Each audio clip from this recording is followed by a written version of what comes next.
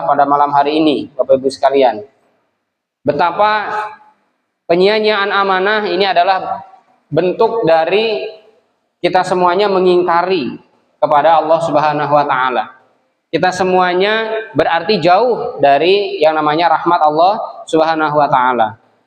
Karena apa?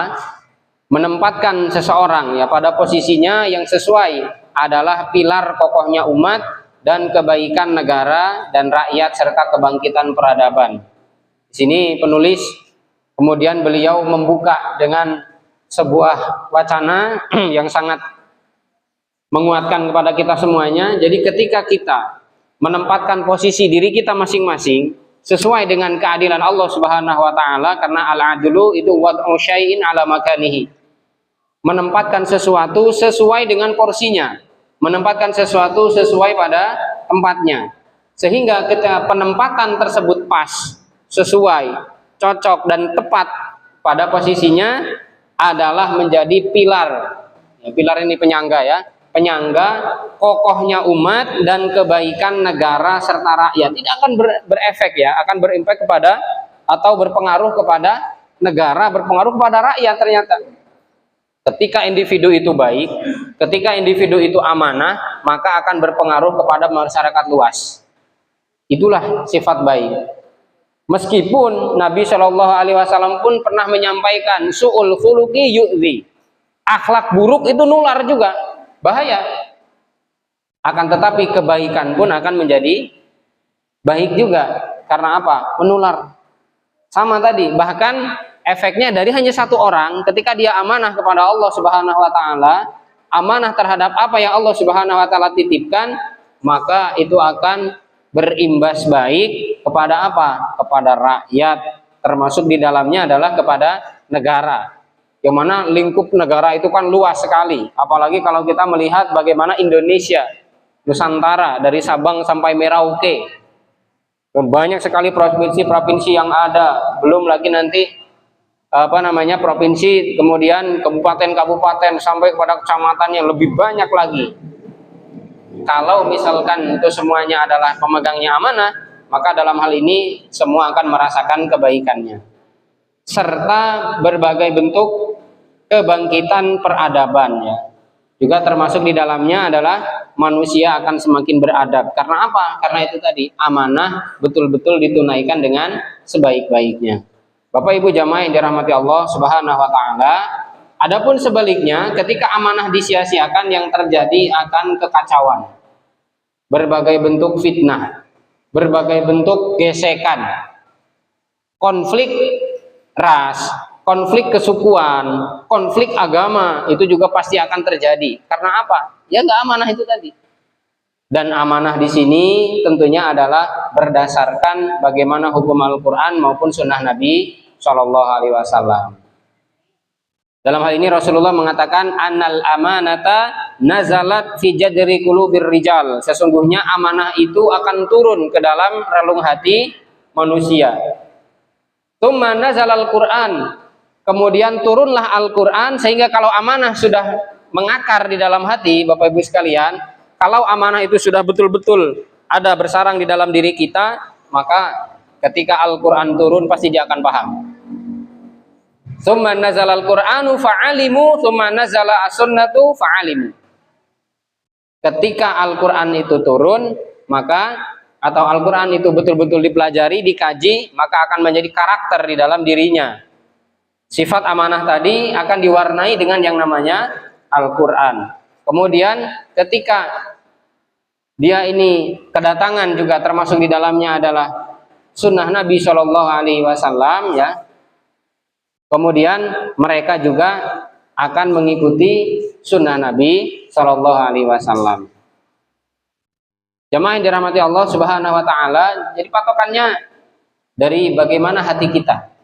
Ketika kita ingin menjadi orang-orang yang tidak menyia-nyiakan amanah dari Allah Subhanahu wa taala, maka tentunya harus dibentengi dengan keimanan, yang keimanan ini harus betul-betul kita patrikan ya, harus betul-betul kita tanamkan dari yang namanya Al-Qur'an maupun sunnah Nabi Shallallahu alaihi wasallam. Dan Nabi Shallallahu Alaihi Wasallam menyampaikan, seseorang tidur lalu amanat dicabut dari hatinya, kemudian membekas seperti jejak kaki, lalu ia tidur lagi, kemudian amanat dicabut dari hatinya hingga bekasnya tetap ada seperti jejak tangan, seperti bara api yang kau gelindingkan di atas kakimu. Lalu kau melihatnya membengkak padahal tidak ada apapun di dalamnya. Sampai Nabi Shallallahu Alaihi Wasallam mempraktekkan mengambil kerikil kemudian digelindingkan di telapak kaki. Sampai kemudian Nabi Shallallahu Alaihi Wasallam juga menjelaskan lebih rinci, maka orang-orang pun saling mengambil janji dan hampir tidak ada seorang pun di antara mereka yang menunaikan amanat. Sekarang banyak sekali mereka-mereka yang kemudian disumpah ingin memimpin rakyat, misalkan salah satunya ya, atau minimal kita, Bapak Ibu sekalian, khususnya yang laki-laki, ketika kita sudah mengakad di hadapan wali, tentunya adalah orang tua yang menjadi mertua kita. Qabiltu nikahaha wa tazwijaha bimahrin al-madhkur halan. Arsy Allah Subhanahu wa taala seketika itu berguncang, Bapak Ibu sekalian. Ini harus paham. Jadi ketika kita sudah, saya terima nikahnya fulanah binti fulan dengan mas kawin sekian tunai. Itu arsy Allah Subhanahu wa taala sampai berguncang karena apa? Perkara ini berat. Bagaimana caranya ketika kita harus memegang amanah dari kita sudah punya istri.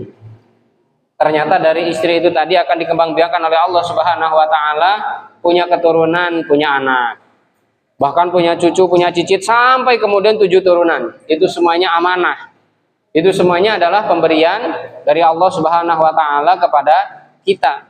Dan kita semuanya akan dimintai pertanggungjawabannya. Kullukum ra'in wa kullukum mas'ulun an ra'iyati. Setiap kalian adalah pemimpin dan setiap kepemimpinan kalian akan dimintai pertanggungjawabannya di hadapan Allah Subhanahu wa taala. Ini tidak jauh-jauh. Dan sekarang fenomenanya ini sudah sangat lazim terjadi. Banyak sekali yang ngumbar janji, banyak sekali yang saya nanti akan amanah. Insya Allah nanti masyarakat atau rakyat akan menjadi prioritas. Ternyata terkadang ya, habiskan dulu masa jabatan atau mungkin selesaikan dulu, mungkin dulu pernah bagi-bagi uang, baru kemudian pikirkan kepada rakyatnya. Itu sudah terjadi. Kalau kata orang Sunda nama lain cenah lain beja gitu ya. Atau bukan karena jarene itu kalau kata orang Jawanya. Dan itu lazim terjadi seperti itu. Makanya apa yang disampaikan oleh Nabi Shallallahu Alaihi Wasallam itu tidak ada yang salah. Apa yang disampaikan oleh Rasulullah semuanya terbukti, semuanya benar. Kalau misalkan ternyata amanah itu ditunaikan, niscaya kemiskinan juga yang ada di Indonesia itu akan segera hilang, akan segera dientaskan. Akan tetapi masih banyak sekali mereka-mereka yang menderita kemiskinan kemudian dan yang lainnya. Karena apa? Ini tadi Nabi sudah mengatakan bahwa semuanya saling mengikat janji, akan tetapi tak ada satupun di antara mereka yang bisa menepati dari janji tersebut. Bahkan ada yang menganggap di kalangan Bani Fulan ada orang terpercaya, hingga mereka dikenal dengan alangkah kuatnya dia, alangkah cerdasnya ia, alangkah berakalnya ia. Padahal hatinya tidak ada sedikit pun keimanan. Itu para sahabat membuktikan, Bapak Ibu sekalian. Ketika Rasul mengatakan seperti ini, kemudian Hudzaifah bin Yaman yang mendengar hadis ini, dia mencoba membuktikan, betul ternyata. Sudah mulai banyak pergolakan, sudah mulai banyak penyia-nyiaan dari amanah langit, amanah yang Allah Subhanahu wa taala titipkan kepada kita semuanya. Jamaah yang dirahmati Allah Subhanahu wa taala, maka ketika jiwa mayoritas manusia telah rusak, dan juga semua urusan-urusan itu kacau, semua urusan-urusan tidak terkendali dengan baik. Karena apa? Mereka meninggalkan Allah, mereka meninggalkan Rasulnya, mereka meninggalkan contoh-contoh baik dari para alim ulamanya. Maka tentunya terjadilah hari kiamat, meskipun jauh sekali, panjang waktunya. Jadi bukan kemudian amanah disia-siakan, besoknya kiamat, bukan seperti itu. Akan tetapi, meskipun di dalam hal ini adalah bagian dari alamatus sughra, meskipun seperti itu, akan tetapi ini menjadi perhatian besar, perhatian khusus bagi orang-orang beriman. Ketika amanah sudah disia-siakan, berarti itu adalah pintu gerbang menuju kiamat. Kalaupun kita nggak boleh mengatakan, wah ini amanah sudah disia-siakan. Sudah banyak pemimpin yang cuma ngumbar janji. Sudah banyak pemimpin yang cuma PHP, pemberi harapan palsu. Oh, ini berarti besok kiamat, nggak boleh kita juga memprediksi demikian. Akan tetapi tanda-tandanya sudah ada. Suatu ketika, hadis ini dalam hadis riwayat Bukhari, Rasulullah sedang menjelaskan kepada para sahabat, sedang taklim seperti ini, Bapak Ibu sekalian. Kemudian ada yang nyeletuk, ada seorang Arab Baduy nyeletuk, Rasul, kapan terjadinya kiamat? Sama Nabi bukan tidak didengarkan, akan tetapi belum dihiraukan. Sama Rasulullah belum digubris dulu, beliau menyampaikan sampai selesai dulu. Makanya salah satunya adalah adabnya ketika disampaikan ilmu, maka dengarkan dulu, nanti baru bertanya. Bukan kemudian ketika menyampaikan ilmu langsung tanya, interupsi, saya tanya gini karena tidak suka misalkan, atau tidak setuju dengan apa yang disampaikan. Nah, ini adabnya kurang baik gitu ya. Nah, maka Rasul mendiamkan dulu, baru selesai beliau menyampaikan. Tadi siapa yang nanya tentang kiamat tadi? Ana ya Rasulullah, saya wahai Rasul, kata si Arab Baduy tadi. Maka Nabi Shallallahu Alaihi Wasallam beliau mengatakan, fa idza duyi'atil amanatu fantadhiri sa'ah. Kalau amanah sudah disia-siakan, tunggu nanti sebentar lagi akan terjadi hari kiamat. Kemudian orang tadi ini ngejar terus, tidak selesai sampai di sini pertanyaannya. Qala kaifa idha'atuha? Wahai Nabi, bagaimana caranya amanah itu disia-siakan? Kok wani-wanine gitu? Kok berani-beraninya amanah yang telah Allah Subhanahu wa taala turunkan itu kok ternyata disia-siakan oleh manusia tersebut? Maka Arab Baduy yang tadinya cuma baru belajar namanya orang awam. Makanya bertanya itu wajar, bukan ngetes ya. Akan tetapi dia pengen tahu tentang tadi kiamat, kemudian termasuk ini gimana caranya kok amanah itu bisa disia-siakan. Maka Nabi Shallallahu Alaihi Wasallam melanjutkan ketika dalam pertanyaan ini, qala idza wusidal amru ila ghairi ahlihi fantadhiri sa'ah. Ketika urusan diberikan kepada orang-orang yang bukan ahlinya, tunggu kehancurannya, gitu maksudnya. Ketika urusan, apalagi urusan-urusan penting, urusan-urusan umat diberikan kepada orang-orang yang bukan ahlinya, fantadhiri sa'ah, maka tunggulah hari kiamatnya. Maksudnya adalah pasti akan berefek kepada sebuah kerusakan, pasti akan berimbas, yaitu kepada apa? Kepada keburukan. Karena apa? Amanah saja sudah disia-siakan. Padahal Allah Subhanahu wa taala itu adalah zat yang maha agung, maha kuasa, dan yang paling amanah. Kalau Allah tidak amanah, tidak mungkin bumi dan kemudian langit ini akan selaras, akan selalu ada, eksis ya, akan selalu berjalan sesuai dengan tata aturannya. Maka salah satunya Nabi Musa ketika pengen tahu Allah Subhanahu wa taala itu apakah tidur atau tidak, kira-kira gimana ininya itu buktinya. Maka Allah Subhanahu wa taala menguji Nabi Musa, pegang saja oleh kamu semalam suntuk 2 botol. Kalau misalkan Allah Subhanahu wa taala itu sampai tertidur atau bahkan mungkin ngantuk sedikit pun gitu misalkan ya. Sekejap saja ngantuk gitu ibaratnya. Coba botol itu kemudian dipegang dalam 2 genggaman tangan gini ya. Harus ditahan, pokoknya semalaman harus ditahan dan tidak boleh tidur. Ternyata namanya manusia, namanya Nabi Musa itu adalah manusia biasa, akan tetapi beliau seorang nabi. Ternyata botol tadi beradu dan pecah tar. Sampai kemudian Allah Subhanahu wa taala menanyakan, bagaimana Musa? Kira-kira dengan fenomena itu, dengan kejadian itu tadi, ngeh enggak itu, mudeng apa enggak? Seandainya kalau aku tertidur, kata Allah Subhanahu wa taala, langit dan bumi akan hancur. Siapa yang mau menjaga? Seandainya Allah Subhanahu wa taala itu tidur, artinya tidak amanah dengan apa yang Allah Subhanahu wa taala miliki, maka tentunya langit dan bumi pun akan binasa, akan hancur. Bagaimana isinya nanti? Makanya Nabi Musa, oh ya Allah, benar-benar ya. Itulah rahasianya. Sederhana. Jadi cuma suruh pegang botol tadi ya, 2 botol tadi, kemudian suruh dijaga itu jangan sampai beradu. Kalau beradu pecah itu. Kata Allah gitu. Ternyata betul. Karena dia ngantuk, leyep, tar ternyata pecah. Siapa yang akan menjaga eksistensi dari langit, dari bumi yang ada yang kita pijaki ini, kalau bukan Allah Subhanahu wa taala? Jadi pertanyaannya, Allah saja amanah dengan apa yang Allah Subhanahu wa taala menciptakannya dengan tangannya sendiri. Lah kok kemudian manusia itu kok tidak amanah? Kita punya apa? Punya andalan apa di hadapan Allah Subhanahu wa taala ketika menyia-nyiakan yang namanya amanah? Maka jamaah yang dirahmati Allah, termasuk di dalamnya adalah harta yang Allah titipkan kepada kita, itu amanah. Idha'atul mal, penyia-nyiaan harta itu juga dosa. Maka bagaimana caranya ketika Allah turunkan rizki kepada kita, kita meraih rizki itu tadi, kita tasarrufkan atau kita salurkan kepada yang paling berhak. Kepada siapa? Kepada istri, kepada anak-anak kita.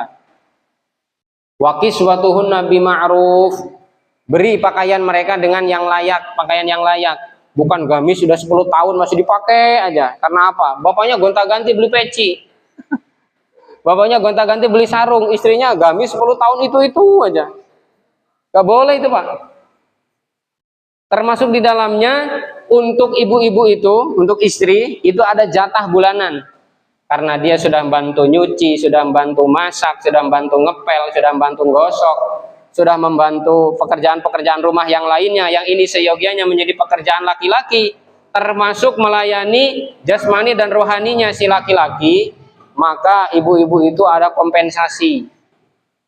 Ini semua ulama sepakat.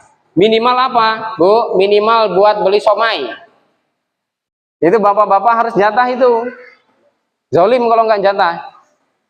Nih pokoknya jatah kamu 1 bulan berapa? 5.000 buat beli somai, gak apa-apa. Tapi jangan dianggap sebagai jatah nafkah keluarga. Itu nafkah khusus bagi istri. Apa baru tahu? Baru tahu ya?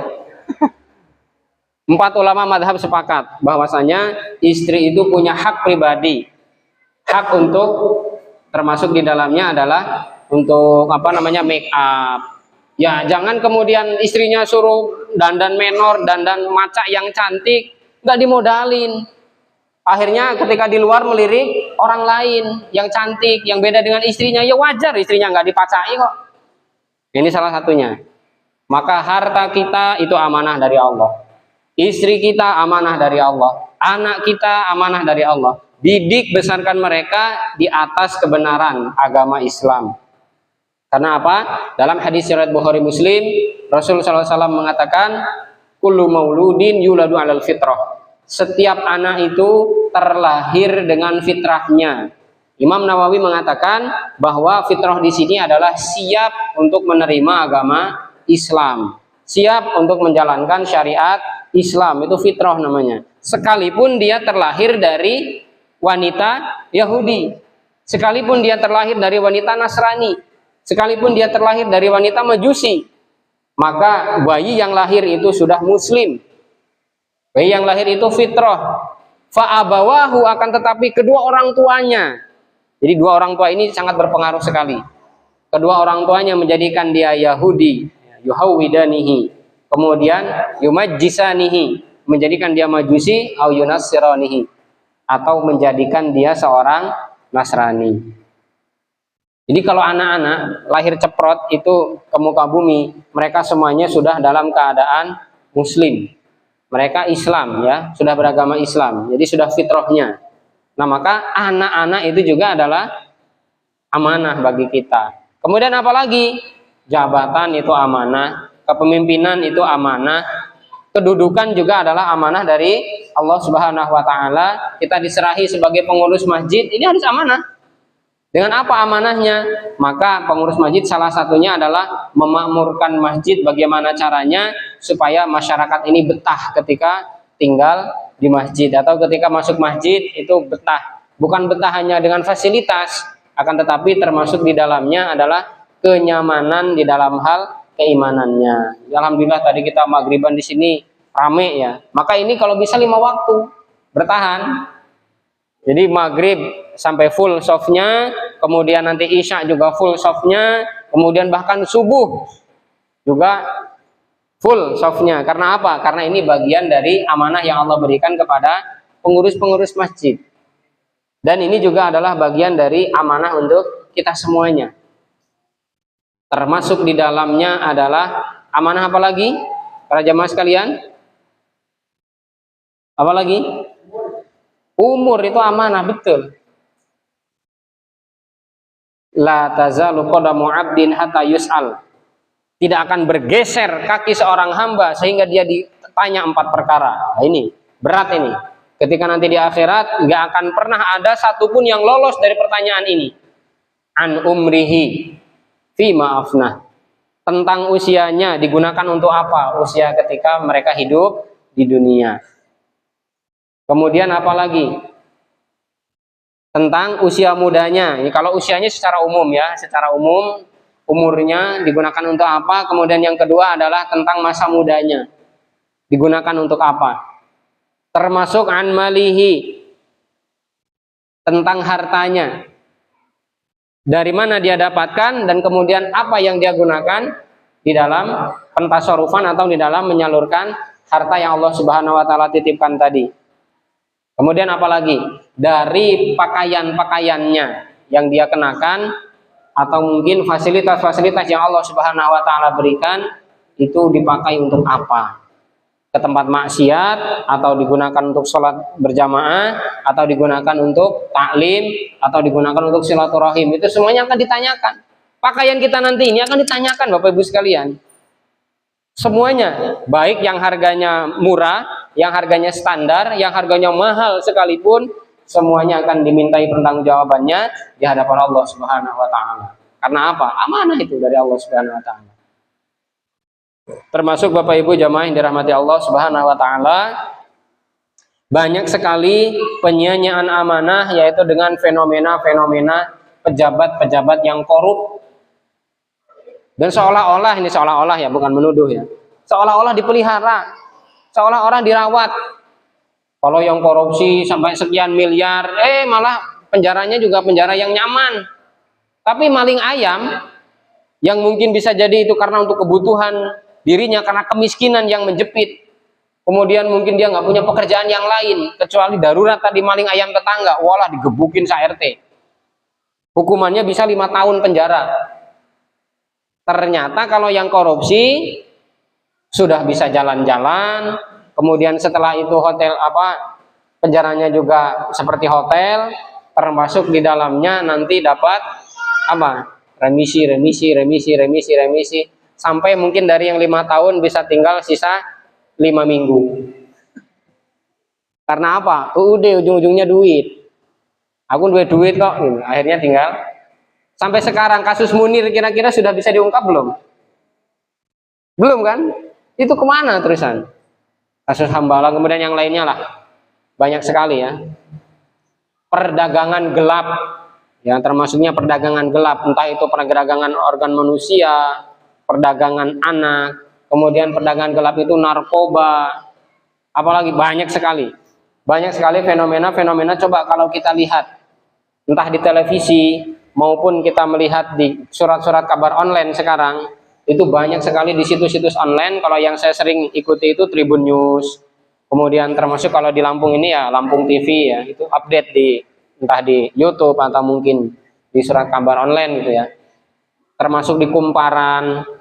Itu banyak sekali kasus-kasus. Dan bahkan kemarin saya mendengarkan ada satu keluhan dari seorang dokter, nah di daerah mana itu saya lupa ya, kalau daerahnya dia juga menyamarkan daerah mana, kemudian anaknya anak siapa gitu. Itu dicurhati ya oleh seseorang ibu atau orang tua dari korban. Si anak ini korban umur 10 tahun. Jadi si anak ini menjadi korban pencabulan, tapi bukan pencabulan sama orang dewasa, tetapi sama temannya sendiri. Dia berkerudung, umur 10 tahun, coba bayangkan Bapak Ibu sekalian. Jadi dia izin kepada orang tuanya, Bu, saya izin nginep di rumah teman. Akhirnya mereka dua pasang ya. Jadi laki-lakinya 2, perempuannya 2. Ini anak perempuan tadi nih. Kemudian dia main di rumah temannya tadi sampai kemudian ketika dibuka oleh dokter itu tadi, di HP-nya itu video porno semua. Umur 10 tahun. Kemana orang tuanya? Orang tuanya sibuk. Orang tuanya bekerja, yang laki-lakinya bekerja, perempuannya juga wanita karir. Sehingga si anak ini tadi dititipkan ke mbahnya, dititipkan ke neneknya. Makanya tadi dia leluasa saja, dikasih HP, dikasih keleluasaan, umur 10 tahun, kemudian dia bisa berselancar dengan mudahnya. Itu berzinanya dengan siapa? Dengan teman Instagramnya yang belum dikenal. Datanglah ke rumah temannya tadi, kemudian mereka yang berkecengkrama, biasalah namanya baru kenal, kemudian akhirnya melakukan perbuatan yang dilarang oleh agama, dan itu terjadi di usia sangat-sangat dini sekali, umur 10 tahun, coba bayangkan. Nah, ini juga salah satunya menjadi sebuah ujian bagi kita semuanya. Kemudian kasus judi online di mana-mana. Entah itu yang terjadi pada rakyat jelata yang mereka ikut-ikutan, kemudian juga yang terjadi pada kalangan pejabat. Pernah saya sampaikan bahwa dari kalangan DPR pun semuanya terjerat dengan yang namanya judi online. Belum lagi prostitusi online yang berada di kalangan artis, seolah-olah menjadi jual beli yang bebas. Karena apa? Ya gua artis itu, saya punya hak, saya punya wewenang untuk hal tersebut. Padahal sebenarnya gampang saja, Menkominfo semuanya bisa mensabotase lah ibaratnya gitu ya, atau mungkin dia bisa menghapus situs-situs itu tadi, gampang sebenarnya. Tinggal apa? Tadi tanggung jawab Menteri Komunikasi dan Informasi, itu semuanya putus jaringan-jaringan yang menuju ke sana, entah itu prostitusi online, kemudian judi online, itu kan gampang. Itu bagian dari nahi mungkar seorang muslim terhadap sebuah kemungkaran yang jelas-jelas nyata. Kenapa diumbar, kemudian diberita banyak sekali judi online, prostitusi online, kemudian sampai ditangkepin orang-orangnya, tapi ternyata jaringannya masih ada. Narkoba pun seperti itu.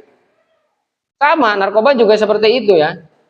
Nah ini harus kita perhatikan, Bumi Pertiwi ini tidak dalam keadaan baik-baik saja, maka kita semuanya yang sadar, kita semuanya yang masih selalu memegang amanah Allah Subhanahu wa Ta'ala, mari kita perbaiki, termasuk adalah kita jaga negeri ini. Jangan sampai negeri ini dikotori oleh mereka tangan-tangan orang-orang yang jahat. Kalau dulu mungkin benar-benar nyata penjajah itu benar-benar masuk ke dalam negeri kita secara fisik, ada agresi militer. Kalau sekarang pemikirannya dikuasai, budayanya dikuasai, kemudian termasuk adalah teknologinya juga dikuasai oleh mereka para penjajah, sehingga orang-orang muslim yang lemah imannya, mereka menganggap itu biasa-biasa saja. Itu wajar.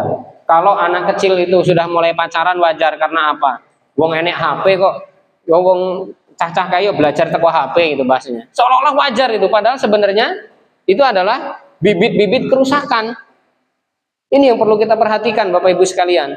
Makanya meskipun di pondok pesantren itu memang tidak menjamin orang itu soleh, di pondok pesantren itu tidak menjamin dia ini akan baik, akan tetapi idealnya pondok pesantren itu akan mengajarkan kepada manusia yang muslim tadi menjadi pribadi-pribadi yang beriman, pribadi-pribadi yang bertakwa, pribadi-pribadi yang jujur, pribadi-pribadi yang amanah. Mengapa demikian? Karena memang diajarkan di dalamnya 1 kali 24 jam bagaimana mereka berinteraksi dengan Al-Quran, bagaimana mereka memahami sunnah-sunnah Rasulullah, bagaimana mereka memahami kehidupan, sejarah, jejak langkah Rasulullah dan para sahabat radhiyallahu anhum dan para alim ulama, termasuk para pejuang-pejuang di Indonesia. Mereka semuanya ini sudah bersimbah darah mempertahankan kemerdekaan ini. Jangan dikotori. Didik anak-anak kita. Jadikan mereka semuanya adalah kader-kader terbaik, generasi-generasi Qurani. Jangan hanya puas mereka kemudian mendapat gelar S1, S2, S3, S-tuntung tapi nggak bisa baca Quran. Penghinaan itu terhadap syariat Allah Subhanahu wa Ta'ala. Betul-betul penghinaan itu terhadap Al-Quran ya. Atau mungkin bisa menjadi orang kaya akan tetapi tidak pernah sholat. Ini juga adalah amanah yang disia-siakan. Termasuk di dalamnya adalah pengrusakan hutan, illegal logging. Banyak sekali kejadian-kejadian tanah longsor, kemudian kejadian-kejadian apalagi banjir ya. Itu karena apa? Ya karena ulah manusia juga. Zaharul fasadu fil barri wal bahri bima kasabat aydin nas. Telah terjadi, telah nampak kerusakan yang ada di darat maupun yang di laut, itu semuanya adalah ulah tangan dari manusia itu sendiri yang zalim. Ketika ditimpa bencana baru ingat Allah.